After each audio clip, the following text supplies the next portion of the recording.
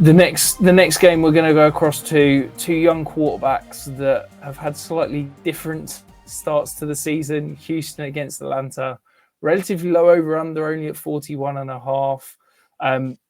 Interestingly, the cash is almost exactly 50% on the under. So it's that over/under is staying where it is. Is there anyone that you can keep buying into on this Atlanta offense, or do you think that it's time to start giving up on some of these guys? Yeah, Bijan Robinson is an auto click for me in DFS this week. I've talked about it, like, running back position looks a bit ugly, and I'd much rather pay up for Bijan Robinson than take a middle tier running back to pair him with. Outside of that, on the Falcons side, I mean, Kyle Pitts down at 3,300. It's absolutely where he belongs. He's tight end 29. Jonnu Smith is tight end 11 in points per game.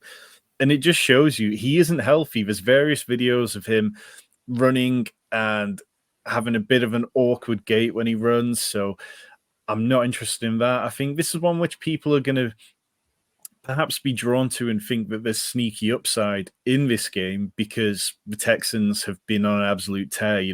CJ Stroud has been passing at a ridiculous rate. You can see it there on screen from our friend Dwayne McFarlane, of QBs to average at least 290 yards in the first 4 games of their career since 2000. CJ Stroud is right behind Cam Newton, ahead of Andrew Luck, Justin Herbert, and Patrick Mahomes. He is playing at an incredible level. But the Falcons, they've allowed a league low 28 points to wide receivers out wide. In the slot, they're slightly weaker. And a lot of this comes back to AJ Terrell, who shadowed Calvin Ridley last week.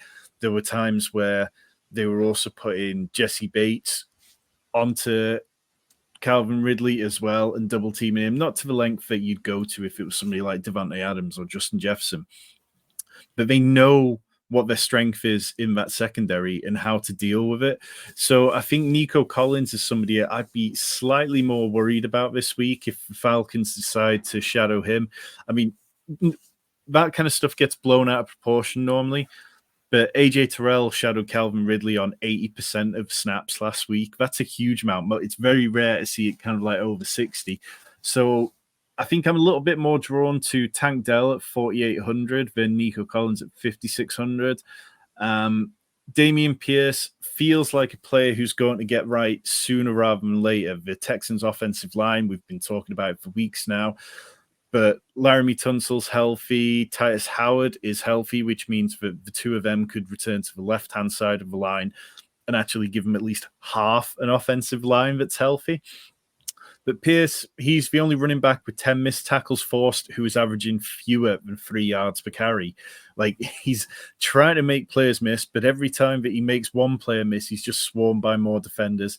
And last week, his usage wasn't incredible, but that was because he just absolutely blew the Steelers out the water. So the Texans decided to get Singletary more involved. So, yeah, Drake London, if you need to start him, you need to start him, but as you can see on screen there, he's had 2 games over 11 points and 2 under 6.0. So trying to guess which version of London we see every week is going to be very difficult.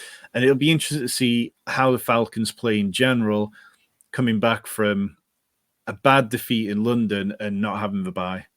Yeah, it's interesting you saying about AJ Terrell. PFF are projecting him to follow Nico Collins on 40% of routes. So I think, that may sound like a small number, but that's actually quite a large number. You're normally around the sort of 20% mark. So, I would also be, you don't need to threaten me with a good time with Tank Dell. I'm all in on that. And I'm really excited about, we've talked about CJ Stroud and how good he's being. I've been talking in the week. He's now a first-round startup pick for me in Superflex drafts. I'm really excited about what he's done. And now he's getting a healthy offensive line. It feels like it could go to a whole new level. And I'm really, really excited about what this Houston offense could be, particularly that passing game.